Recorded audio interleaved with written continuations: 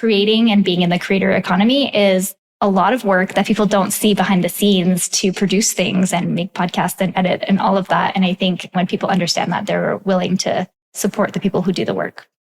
Choosing the right platform can feel like an impossible task sometimes. There are so many options, from services to creating your own website and quote unquote owning your own platform. How do you choose? Well, today's guest, Nathalie Lussier, and I have been around the block. She has been blogging for over 15 years, and she owns a popular WordPress-based LMS called Access Ally. And I have tried dozens of platforms for LMSs and memberships, including ones that I've built myself. So it was interesting timing when we both decided to start publishing on Substack in late November, early December. Today, we're going to trade notes, going over why we decided to move to Substack, what the migration process was like, and what we like and dislike about the platform. For members, we'll discuss our timing to move within the context of a bigger controversy surrounding Substack. You can hear that conversation ad-free over at howibuilt.it/join. Look for these top takeaways. Social media for promoting and growing your work has been going downhill for a while now. But Substack has built in a number of features like notes and recommendations to incentivize sharing while also staying on the platform. One of the main reasons we both moved there is the network effect. One of Substack's best features is its interoperability. You can easily import email lists, content, and even paying subscribers through Stripe. And moving off of Substack is easy too. Everything you can import, you can also export. And the best way to leverage Substack's network effect is to find your tribe. People who you can work with to restack and recommend and follow on notes. Just like any social network, you shouldn't discount the social part. I really enjoyed this conversation with Nathalie.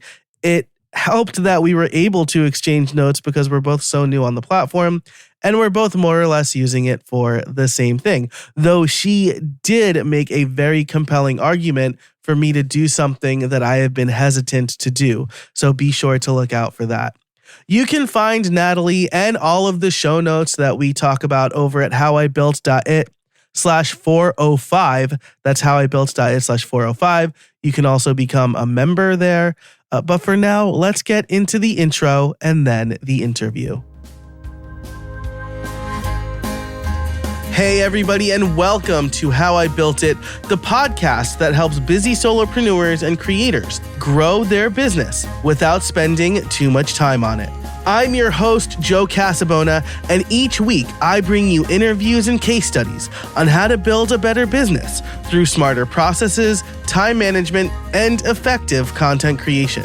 It's like getting free coaching calls from successful solopreneurs. By the end of each episode, you'll have 1 to 3 takeaways you can implement today to stop spending time in your business and more time on your business or with your friends, your family, reading, or however you choose to spend your free time. All right, I am here with Nathalie Lussier, a repeat guest from several years ago. Nathalie, it's good to talk to you again and have you back on the show. Likewise, I'm excited to be here, Joe. Same. I think that when we last spoke, we were both pretty heavily in the WordPress space. And I think we were talking about Access Ally and building software on top of WordPress and stuff like that. And so I suspect you're still doing the Access Ally stuff. But today we're talking about more creator economy, solopreneur-y stuff, which is cool. Maybe we can start off with it. I said I wouldn't do this, but how are things going with Access Ally? Is it still your main gig? Do you have a bunch of employees? What's going on there? Yeah, so it is still my main gig. I think we're a team of 9 now, 2 contractors and everyone else is full-time. And it's going really well. We're still definitely in the WordPress space. And actually, this came up as a conversation when I was starting to decide to move my newsletter to Substack, because the concept was like, wait, is Access Ally sort of in competition with Substack? Because technically it's like a membership. It does take payments. You can have gated content. Is that something that our customers might see us on Substack and ask, hey, why are you using Substack? Why aren't you using Access Ally for this? And we could definitely dive into my decision on that and kind of why we decided to go with Substack for the newsletter. But Access Ally is definitely still a big part of my life and my career, basically. I think that's a really interesting thing to touch on maybe first, because it feels, okay, so some background, like I'm doing some work with Uscreen. They're sponsoring my YouTube channel. And I was talking to them and they're like, so why are you using Substack? And I'm like, well, Substack is like really good for like written stuff, right? And I really think about this a lot because I do have a WordPress site and now I have a Substack and I was writing on Medium and it's like part of like this whole be everywhere strategy that I talked about a couple of episodes ago. It just feels like even since the last time we spoke, which feels like a long time ago, but it's not that long ago in like internet timeline stuff, there's just been so much more competition, so many different kind of niche tools, right? Like not that long ago, Substack was, oh, well, that's like the thing for journalists, right? Now I feel like it's exploded a little bit more. Yeah, it definitely has. And I think there's a place for different tools. So I think about people who use Substack. Usually they also still have a website and they'll also have a YouTube channel and they'll also have maybe a place where they host courses or some other thing as well, that if they have different parts of their business. So I don't think it's I'm moving everything to Substack and I'm never using another tool in my whole life, right? Even though I think some people may do that, but they might decide to branch out later and be like, no, I also want to offer something off Substack and maybe not give a percentage to Substack as well. So there's a lot of pieces. To me, Substack is great as a discoverability engine or for networking. I've been calling it long form social media, if that makes sense. And I think people will come to it for different needs. And I think something like Access Ally is also, we're kind of moving more towards people who want to sell courses into corporations, into bigger groups and things like that. So I don't see them as competing, in my opinion. I would agree with that. And I really like what you said there, because this is, again, like something I've wrestled with a lot. Like I have a whole like course library that was part of the membership. And now I'm like, I should just sell that one off. And how am I going to manage memberships? And am I going to run it all through Substack? But I have some people over here. It's a lot. I'm an overthinker, to put it nicely, I guess. And so it's something that I really think about, maybe a lot, maybe too much. And so when I saw you moved over there, I'm like, I got to talk to Nathalie. This is going to be great. So let's start here. Well, I guess let's move here since we've started already. What were you using before Substack? Yes. So I've been sending a newsletter for, I want to say like 14, 15 years, a really long time, just weekly emails, to my newsletter. And for most of that, I've been using Keep, which was formerly Infusionsoft. So that's basically a big contact management system. It does email marketing, email automation. And I still really like Keep and tools like it. And I think there's a lot of cool stuff you can do with like tagging and figuring out, who opens emails, who clicks on emails, kicking off different automations based on, what somebody raises their hand for, or if they haven't opened an email for a long time, what do you do then? But what we realized, and the reason we decided to make this switch, is that my newsletter tends to be not necessarily super Access Ally related.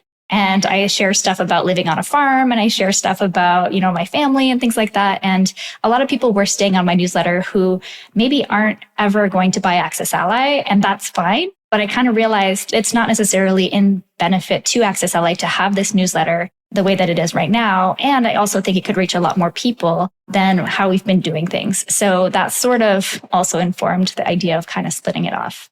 I like that because I think this is something that feels like a lot of creators, online business owners are facing right now, is should I do a brand thing and then a personal thing? Should everything be my personal brand? Should I only focus on the business? Like Jay Klaus, he relaunched his own blog that's separate from Creator Science.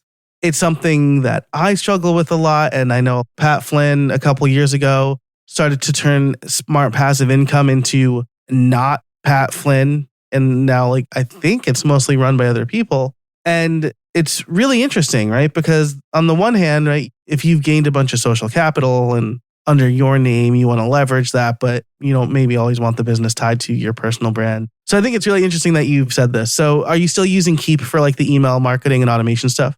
Yeah, so we still use Keep for email marketing. And just in case anyone's curious what we're doing instead of the newsletter is when somebody opts in for our demo for Access Ally or, opts into like a download from our blog posts or something like that, we basically have sort of this evergreen email sequence that they get. So they'll still get an email every week and we're sort of staying ahead of it, a couple months or so. So we're rating content for that. But it's evergreen content and it sends them back to blog posts that are super useful and like other things that we've created over the years. So I don't have to come up with something fresh that also promotes at the same time, which can be a little bit harder than if you're just sending an inspirational newsletter or something that's more personal. So for me, it kind of took the pressure off of having to sell every week. And not that I was always selling every week, but, to feel like it's in pursuit of improving sales for Access Ally. So we can still serve those people who are coming in, who are curious and who are probably going to buy someday without necessarily having it to be about me, if that makes sense. Yeah, that's really smart, right? Because you do want to nurture those people coming onto your list. And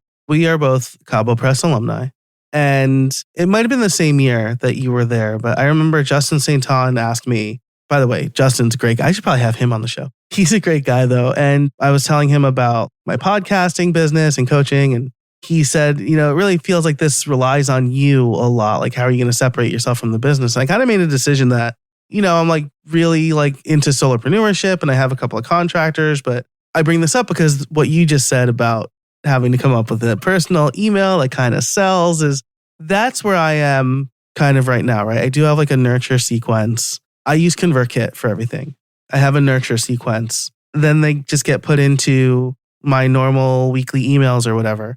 I think maybe the main difference, maybe not though. I mean, I'd love to learn more about your plans. We'll talk about that later. But one of the main reasons that I went to Substack in the first place was I really want my membership to be a large portion of my income in the coming years. Last year, I realized that my income relied too much on sponsorship. And when like economists start saying the word recession, nobody wants to sponsor anything. And I was like, man, I need to really fix this. And so Substack felt like, I think as you said, like there's a good discoverability engine, feels like a good place to hitch my wagon because that is a weak spot of using WordPress is that there is no discoverability. Yeah. And I had this idea that, okay, I want to do more like personal stuff on my blog. And I kind of like resuscitated my blog on WordPress, which was just natalielussier.com, which I had many years ago before I started Access Ally. And like crickets, like I'm not going to SEO optimize those posts. Like I'm not going to do anything to try to get traffic there. And yes, I can link to them from my social media and stuff, but it wasn't really doing much. That's why I really was excited about Substack because I was like, you know what? I think this is where people are. And I had a lot, like the more of my friends that were moving to it, the more I was like, oh, it's getting this critical mass. Like, I think this is kind of the place where we're going to all converge again. And, maybe not forever, but I do think that right now it feels like it is. And so that was a big reason for me for sure. And that's so crucial, right? Because again, it feels like in the last couple of years, promoting anything on social media to take people off social media, it's not going to work. Anytime I post an external link, or say anything that's like not in line with like who the algorithm thinks I am, it gets nothing. I think being someplace where you're doing this personal branding, especially like starting anew, Substack has no impression of who we are yet. And so it has a chance to learn and leverage like who we are today versus I joined Twitter April Fool's Day, 2007. I will never forget it was April Fool's Day because every year I'm like, who's really the fool? I love that. Yeah, I joined in 2008. So yeah, it's changed so much, right? I was like a dumb college kid when I joined. Same. That's amazing. Just again, to recap where we are so far, you're still using Keep for the marketing automation stuff for the business. Substack is an opportunity for you to do a personal newsletter and blog because it publishes all there. Is that where all of your content is now? This was like a question I was going to ask later, but you mentioned the WordPress blog. Yeah. So I also have a podcast, Off the Charts, and I imported that into Substack. So that was one less thing for me to manage on my WordPress site, which I was publishing on there before. And I probably have a couple older posts I could import into Substack, but I haven't done that yet. But yeah, basically my website is sort of just very basic, like here's who I am, my about page, my very basic things. And most of my publishing it now is on Substack. And I know you mentioned the money piece. So I'm happy to dive into that too on monetizing because I haven't monetized yet on Substack. So I'm happy to dive into that too. Awesome. Yes, I definitely want to get to that. First, I want to talk about moving to Substack, but let's take a quick break for our sponsors, and then we'll get back to the migration stuff. Look, when you have an online-based business, speed and reliability are the most important aspects of a service. Not far behind that is actually owning the website that your business relies on. When you own your website, you're not subject to an algorithm, changing terms, or accidental shutdowns. That's why I'm so excited that Liquid Web is back as a sponsor of How I Built It this year. Their Cloud VPS is some of the best in-class hosting you can get when your business relies on your website. From speed to security and protection to regular backups, with Liquid Web, you can trust your website will remain in tip-top shape. Not technically savvy? Don't worry. Liquid Web offers fully managed hosting, which means they have a team of knowledgeable experts looking after your website for you, so you can focus on running your business. If you need fast, reliable, and secure hosting for your business, check out Liquid Web. Head over to howibuilt.it/liquidweb today. Hey there. One of my goals in life is to help busy solopreneurs and creators like yourself win back your time and spend less time in your business. It took 3 kids and a global pandemic for me to understand the power of using my time wisely. And I want to make sure that you don't need to go through the same thing I went through. That's why I want to tell you about my membership. If you want more insights into how creators build their businesses, more automation tutorials and templates, and even more great content, you should become a member. You'll get ad-free extended versions of this podcast, access to my automations library, my Friday members-only newsletter called The Automated Solopreneur, live stream archives, and more. All of that for less than 2 cups of coffee from Starbucks. So if you want to win back your time and get even more insights into how creators build their business, head on over to casabona.org/join and sign up today. You won't regret it. All right, and we're back. We teased it a little bit. You started to mention it. You moved most of your content, your podcast, over to Substack. Did you also move any email subscribers? Like, did you move like the Access Ally people over there? Yes. So we basically picked a date and we were like, everyone who's been getting the weekly newsletter is officially just going to be imported to Substack. Any new people will be added to that kind of nurturing sequence that I talked about. But we did have people who've been on our list for like 5 years or like a really long time. And it didn't make sense to put them on any sort of nurturing side of things. So we imported almost 5,000 people from Keep into Substack. And how did that migration go? Because both of us being from the WordPress space, migrations can feel really scary, but I imported my entire pro podcast, right? Like 300 episodes or so, and it went pretty smoothly. What was your experience like? Yeah, importing both subscribers and my podcast was really smooth. I was kind of surprised. I actually imported my podcast as a test before I decided to move because I wanted to make sure it wasn't going to be glitchy. I wouldn't lose any episodes or any of the content and stuff that goes with episodes. And it worked. And I was like, okay, I think that's my sign. So that was really smooth. And also the same for importing the contacts. You can't import any tags or any kind of other information that you have. But at the same time, since I'm just sending the newsletter, it's not like I'm segmenting and doing any other type of complicated stuff. So that felt really easy. Nice. That's really good to hear. I did the same thing. I imported the podcast as a test because I figured there's nothing destructive there, right? It's just reading an RSS feed. And I made a decision to not import my ConvertKit subscribers. And now I'm publishing in 2 places and I'm wondering if maybe I should just do that. Now, you started from scratch, right? Because now I see that there are some people, because I was like, I'm writing on Substack too, if you want to join over there. And like some people did. But now I find myself writing 2 newsletters, right? I'm like publishing to podcastworkflows.com, publishing on Substack, and then sending the email newsletter out. And I'm like, this feels like a lot of work. And it is part of like a be everywhere strategy.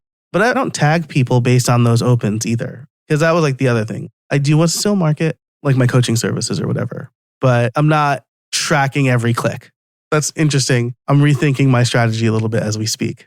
So building emails in Keep is not the most intuitive. So that was part of my move to Substack too, was like, if you want to add an image and if you want to resize it and make things look pretty in an email in Keep, at least with the kind of old builder that they have, they're coming out with some new stuff, I think. But it was just like, I just want like one simple publishing process that doesn't take like a ton of time. And the other thing, around marketing and things like that. So there's a great Substacker called Ash Embrish, and she has the Middle Finger Project. I've seen a couple emails of hers that are basically promotions. And I think in Substack, you can have it so that it sends an email, but it doesn't publish as a post. So I think that might be what she did with those emails because you don't see them on her publication. Yeah. So there's ways to do that too. If you want to email more promotional things for a little while because you're doing a promo or something that aren't going to be like posts on your publication. Oh, that's really interesting. I like that. I guess this gets to like the heart of something, maybe my biggest frustration with Substack. And we're going to talk about our favorite features in a second. By the way, how long have you been on Substack? 2 months officially. Oh, we moved at like the same time. Oh my gosh. But I think I talked about it a lot before we did it. Yes, So you I did, think because that was it. I feel like reading what you were saying is the thing that encouraged me to move over. And so something that we're going to talk about in the pro show is that Nathalie and I both picked a very interesting time to move to Substack because we moved right around the same time The Atlantic published a piece called Substack Has a Nazi Problem. And so we put a bunch of effort in, then a lot of things public relations wise went south for Substack. So we'll talk about our feelings about that in the pro show. If you want to join, you can head over to howibuilt.it/join. Or guess what? You can subscribe on Substack because I'm publishing this member content over there as well. But I think one of the frustrating things about Substack is it doesn't have any Zapier. You know me, I love automating my entire life. And usually Zapier or Make integration is a must-have for whatever platform I use. But because there are a lot of benefits to Substack, I was like, you know what? Maybe this is just a soft requirement for me. And so one of the things I would love to do is like simultaneously sign up new ConvertKit subscribers for Substack. Or when I like publish a Substack, it becomes a ConvertKit email or whatever, but you can't do that. So I think that's like one of the small frustrations that I have. Yeah, absolutely. I think one thing I do like about Substack is you could export out of it. And there are tools to help migration in that direction as well. And you can also just export your contacts anytime. It's not automated because if you want to import them back into ConvertKit or some other system, that would be a manual thing. But the fact that you can do it is nice. I don't think all systems are necessarily as easy in terms of interoperability like that. So I would say that's pretty good. But yeah, I agree. I usually like to be able to run zaps or do something else to the data that I have. I feel like Substack is probably going to add that eventually if we like put enough pressure. So I don't think it's a forever thing. Yeah. But yeah, I think those are important considerations for people too. If they need to do something with the data, we really like made that choice to just like split off from our CRM. It's been interesting because I've been seeing people that I've known like from 10 years ago, 15 years ago online join my Substack who had opted out of my newsletter, on my Keep newsletter. So it's been really interesting to see almost like full circle on some of these things too. That's really interesting, right? So I do want to keep talking about interoperability because one of my favorite Substack features has to do with that. But this just occurred to me. When you do the import, what if somebody doesn't have a Substack account? It just gets emailed to them? Yeah, it just gets emailed to them. Yep. Okay, that's pretty smart. I guess that makes sense because you can import and then if somebody is already on Substack, that's when they might subscribe. So I like that. You're convincing me more and more to just move my email list over there and use Substack as command. I'll also just say email service providers, like the marketing ones, are very expensive. And I'm not going to say it's not worth it because like I have made my money back using ConvertKit, but it feels like a lot of money. Of course, maybe 10% per subscriber is a lot of money to other people as well. So I think that's another thing that you'd want to consider, right? Is Substack is no upfront cost, but they're going to take 10% of every transaction. Yes. And I think that's really interesting to me because I've seen a couple people on Substack say, I'm never going to turn on paid. I just want to be free to all my people forever. So that would be one way to not have to pay for a CRM platform or an email platform. However, I also think, if you do turn on your paid and you see a certain percentage of people take you up on it, that can add up over time, right? And it can be a really nice revenue stream. Like I said, I haven't turned on paid yet. I have one person who pledged so far, Nice. which I was like, hey, that's cool. Like in the first week, I was like, wow, I don't even know who this person is, but that's nice. And I feel like it's interesting. I've seen a lot of people kind of, I want to say like tiptoe around the idea of paid. Like they don't feel comfortable asking people to subscribe to a paid thing. For me, because my newsletter has been free, like I said, for like 15 years almost. It is weird because I always saw it as my marketing, but I think there is a lot of benefit to the work that we do. And I do think people want to just kind of give back and support the people who are doing all this work. I think creating and being in the creator economy is a lot of work that people don't see behind the scenes to produce things and make podcasts and edit and all of that. And I think when people understand that, they're willing to support the people who do the work. I love that. And again, it's easier than ever, right? When I offered my first membership, it was Patreon or WordPress. Like those were the only game in town. And you have a membership platform built on top of WordPress. It's no picnic building out your own e-commerce platform at all, let alone one that needs to manage subscriptions and payments and churn and this and that. And so I am doing it in two places for like a grand experiment. But the more we talk, I'm like, Substack really feels better for me. It would certainly cut down on the amount of work I have to do. But this also brings me to one of my favorite Substack features is you can connect your Stripe account.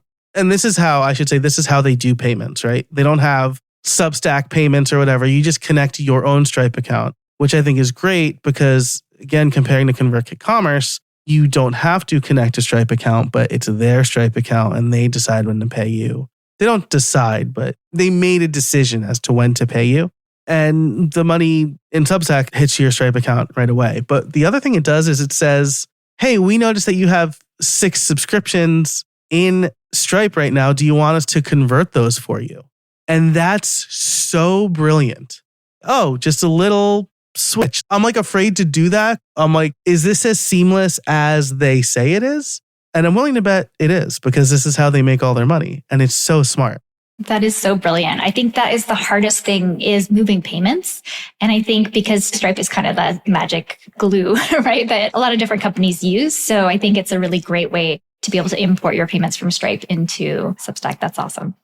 Again, because I've changed my membership 4 times in the last 3 years, I'm very reluctant to ask my members to have to change again.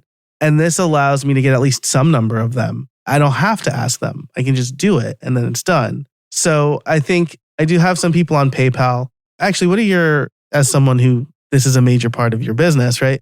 I've always been bullish on like let people pay however they want. That's why I have PayPal turned on. And this is like one thing that's like, if I didn't have PayPal turned on, maybe I wouldn't have those members, but maybe I would just be able to move them over because they paid with Stripe too.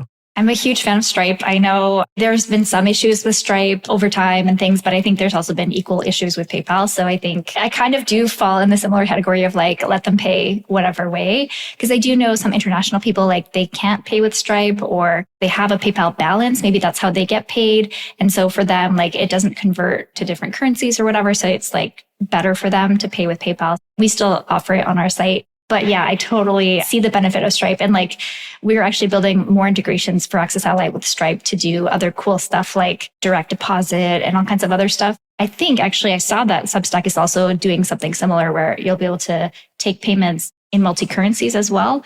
So I think it's just really cool. Like Stripe basically is building this infrastructure that is really great for global businesses. And I think that right now Substack does feel probably more US, maybe European a little bit, but I think it is going to kind of get bigger and more global. Yeah. And it's just, I mean, those are waters that I don't want to navigate at all. This is why, for example, Apple can do some of the things that they do, right? Because you can subscribe to this podcast on Apple Podcasts. Like you can join the membership and get the bonus content that way too. And all I had to do was set a price, right? I don't have to worry about VAT tax or conversions or anything at all. And I'm like, is this worth?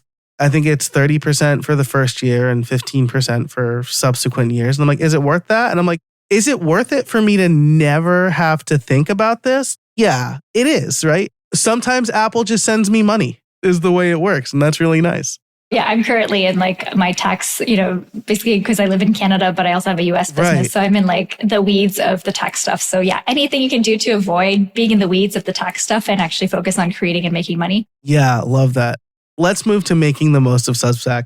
We've already started talking about this a little bit because as we've both found, migrating to Substack was super easy.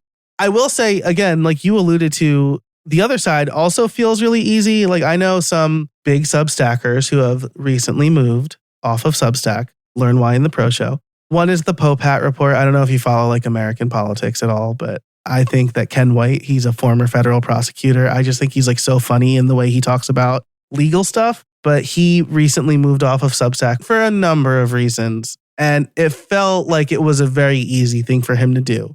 And he had a lot of paid members and subscribers and a huge following. And so that's really cool to see. Like you said, the interoperability. So I really like that. Okay, so let's talk about making the most of Substack. I think one reason that you and I are both on Substack, I can't even say I think, you explicitly stated it earlier in the show, is the network effect. It's still pretty early days, right? How are you leveraging? Are you kind of like writing and putting it out there and hoping for the best? Are there any growth hacks that you're trying to leverage Substack and their discoverability? Yeah. So I'm coming from the world of, the big social media networks, right? And I think what has worked on those platforms is publishing often, finding your tribe, kind of getting people to cross promote and things like that. And I think a lot of that does translate to Substack too. But I think the difference, at least what I'm seeing on Substack right now, is the algorithm is not quite the same. So I think on social media, it's pretty much posting into the void at this point in a lot of ways, right? And you mentioned that too. Anytime you post a link, anytime it doesn't fit whatever they think they want to promote, it's not going to go far. And so I think what I'm seeing on Substack is the notes functionality, which is sort of like, a lot of people are calling it very Twitter-like, but it is sort of like you can post short notes and you can connect with other people. So like comment on each other's things. You can restack, which I really like because that allows you to share a quote from another post or something that you want to comment on, but also share with your followers. Those are things that are working really well for me when people have restacked something of mine, or if I restack something of theirs, they might share it too. So that has brought a lot of new people and new people that maybe didn't know me before. The other thing I'm noticing is that a lot of the people I've known for like a decade online that we sort of lost touch because of those big algorithms. And even though we were following each other, like we just never saw each other. It was like we were not on the same social network anymore at all. We're rediscovering each other. We're like, I didn't know you were here. I didn't know you were here. And so we're like reconnecting and being able to like promote each other. Because we have, that past experience, we've met each other in person or we know each other's work pretty closely, but we just literally did not know we existed anymore, right? Because of social media, those big platforms. And so I'm finding a lot of benefits to that as well. And another feature I really like is the recommendation engine. So basically you can recommend other publications when somebody subscribes to yours. So then as somebody subscribes to yours, they'll see what else you recommend. And so you can build those networks there too. I love that. I think that's really smart. The recommendation engine is really smart, right? Again, ConvertKit rolled out their creator network and it felt very stealing the Substack thing. I think Substack does that really well. They have that ability, right? Because everything's on the same platform. And as you were talking, I was thinking like it is kind of like a social network, but in the sense that you still need to do the social network things, right? If you just want to write and you want people to find your writing, like then SEO is what you need. But if you want to build a following and build a bigger network and get that cross promotion going, you do need to restack things and comment on other people's stuff. And the notes function, I think, is really what sold it for me because you can follow people via notes, but you don't need to subscribe to their newsletter, which is cool because like I already have too many newsletters to read. And so it's really good at kind of surfacing things that could be of interest to you, which is cool. Yeah. And also what I've noticed, and I'm the same, I definitely like to follow people and subscribe to newsletters. And then sometimes I'm like, oh my God, I have 50 newsletters coming in. I need to like make it more doable again. But yeah, what I've seen also that works really well is that you can mention other people in your newsletter and that will link to their publication and to their Substack page or their Substack profile so that other people can follow them or read their articles. And I have found a couple of places that they like to do like roundups and stuff like that. and they might include other Substackers and stuff. And so that starts to build that community aspect that I think is really powerful too. And the cool thing is that everyone will get those emails, right? It's not like an algorithm where if somebody shares a roundup post on social media, only like 100 people will see that. Their whole newsletter will see those roundups. So I think that's really cool too. Yeah, that's great. I'm going to do something rash probably right after this and just import all of my ConvertKit subscribers over to Substack. And maybe I should give them a heads up first. You gave your people a heads up? I did. And that's why I talked about it so much before we did it, because we didn't want to like surprise them. My instinct was just like import tomorrow and we're gone, right? Do it. But my team was like, okay, no, let's warn them, send them an email that's like next week you'll be getting an email from this address, because some people might have filters set up to put your newsletter in a specific folder or whatever. So we did it the like not my favorite way, which my favorite way is just pull off the Band-Aid. But my team is like, okay, slow down, do it the right way. This brings up another interesting question. Who is the sending email address? Let me tell you, my Substack email, like the email address that gets subscribed to Substack newsletters is my Readwise email. It just goes into my feed reader, basically. And so it just kind of occurred to me that I don't know what the sending address is on my own Substack newsletter. It is at substack.com. It is at substack.com. Yeah. Okay. So I thought that was also interesting with all the changes to the inbox with Google and Yahoo and people worrying about their emails not making it into the inbox anymore and stuff like that. So it kind of factored, but just like a tiny blip in our decision-making process. That's really interesting because now I'm wondering, like, is this actually going to like help deliverability, right? Like I assume Substack has much better domain authority and reputation than I do. And I do know that some people I email, it goes to spam. I think Outlook is the culprit. And I think I finally updated like my DKIM or DMARC or whatever. Yep. Again, master's in software engineering. And that stuff is so confusing to me. I don't know. What's your DMARC policy? Is it like none? Like you get yelled at within it's like a none policy. Yeah. Right? Yeah, we figured all that out too. We just got in the real techie weeds. I guess if you have a newsletter and you're listening to this, though, you've been hearing all about it for the last 2 months. But yeah, real confusing. And like ConvertKit would let you essentially borrow their authority. And then like this broke that for them. Yeah. They very smartly set up a thing that you would use the service to log into your DNS and then they would do the changes for you, which was real smart. We're a little bit off task now. I just got in the weeds with all that stuff. And now I'm thinking through a lot of things. This is why I have these interviews, right? I'm thinking through some of this stuff. And so how are you leveraging Substack and what's your advice for leveraging? I think we kind of talked a little bit about it, but is there anything that you have found, I guess, first of all, if you're willing to answer this, like, are you happy with the growth you're seeing so far? Yeah, so it's interesting because we got some unsubscribes, which is normal when you make a switch. I think there were probably some people who were on the list but not receiving emails. Like I think that happens. And then they started receiving emails and they were all like, of a sudden. Peace out. Yeah. Yeah, exactly. So I think that's normal. But yeah, I am seeing like new subscribers almost every day, like a nice handful, when I do new posts and stuff. And I do like the stats on Substack that tells you like how many new subscribers per post. Yeah. So like, oh, this one really resonated because I got some new subscribers from it and stuff like that. So I think that's really useful too, because if you're posting on a blog, yeah, you could actually sometimes look at your stats and see how many opt-ins you got from that blog post and stuff, but it's not as direct, I think, or as guaranteed to be accurate, maybe. So that's been helpful for sure. There was a couple of weeks where I'm like, okay, like I still have some other stuff to post and keep. So it wasn't 100% like weekly, but I think since I've been weekly, I've been seeing like the traffic and the subscribers and actually like open rates increase, which has been really nice. I love the new subscribers per post thing, right? Because something that I don't want to dog on ConvertKit. That's the one I use, and I'm sure other ones are like that too. But one of, I think, the most frustrating non-features of ConvertKit forms is there's no way to track the URL that the form is embedded on.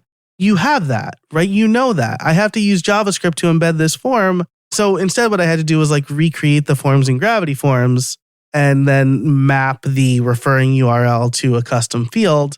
And I kind of hate that, right? Because there's no way for me to, I guess I can write like some query type things to be like, show me every time like lucky URL equals this specific URL or contains this URL in case there's like some other stuff tacked onto the URL. It's real easy in Substack to be like, oh, hey, this post got me X number of subscribers. Maybe I should write more like that, more on this topic. which I'm glad you pointed that out because it's not something I've really leveraged that much. Yeah, totally. And like we use Fathom Analytics on our website. So we can kind of see like, which are the most popular pages and like how many opt-ins and stuff.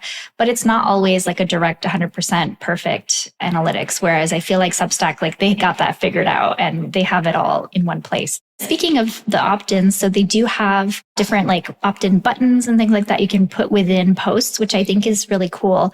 And you can also kind of change what it says. So I think that can also help increase your opt-in rates and all of that.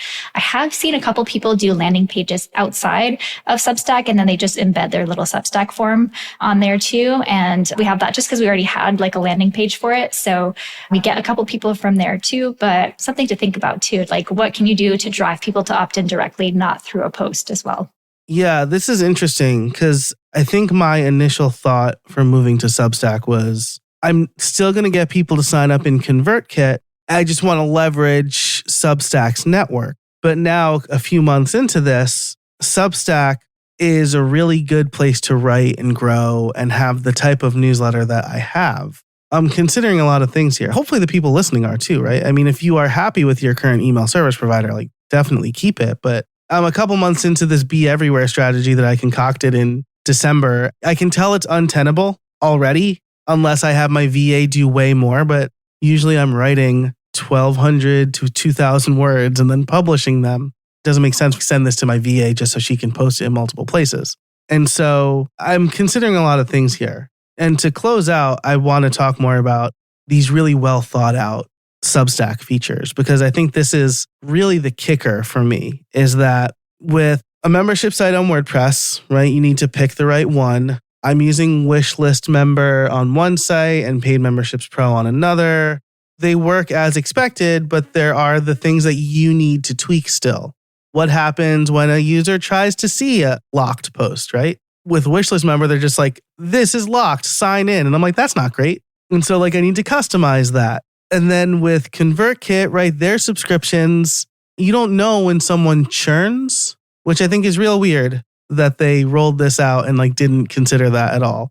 And like had to write documentation because like one of the things are like how to subscribe people to your pro podcast when they become a subscriber in ConvertKit. You set up this Zapier and then it's like, what happens when they stop subscribing? Well, we don't have a way to do that yet. So you just have to do that manually. Like someone had to write this and be like, people are going to read this and think, why? It's very clear we know that we should have this and we haven't rolled it out in 3 years. But with Substack, like you said, right, there are these buttons and there's a lot of stuff that's really well thought out. And I like that a lot. Yeah. And I think there's other things too. If you do want to be in the paid side of things, you could comp people, you could do different things like that. So there are ways to make exceptions if you want to make them, which sometimes systems just aren't flexible that way. So I feel like they did think about some of those things that you could do, like a flash sale or like different things like that, that I think help you promote yourself better and get more paid subscribers over time. And maybe you want to comp someone your paid stuff. And you can also do, I think, secret links, like or unlocked links or something. So if you have something that it is behind a paywall, but then all of a sudden you want to share it to your inner circle, that you have somewhere else, you could do that too. So I think there's like a lot of flexibility, even though it is quote unquote a closed platform. I know we kind of mentioned it that way before. Yeah, I think you're absolutely right. And something that I really love that has not been clear, I think, in any platform really that I've used, which is wild. Maybe I just haven't used the right ones, is it's very clear like when content becomes paid in Substack. Whereas like with ConvertKit, you need to use like their liquid markup and like know the exact tag and its only tag, which is wild because like you can also have segments.